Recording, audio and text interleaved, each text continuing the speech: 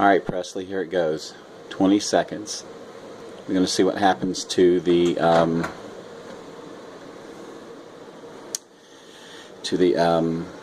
moon pie. There it is before I microwave it. Poor lighting. And here we go.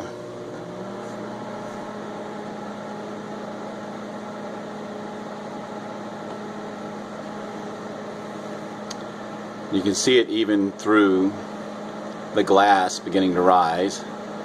My understanding is, though, that as soon as you stop, it quickly deflates. And here we go.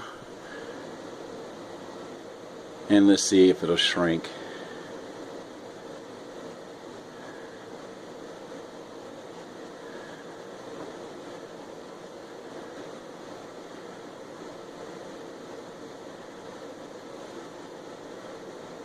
It's taking a minute. It does partially shrink back down, but it's still a little more fluffy. I'm amazed. I have a fluffy moon pie.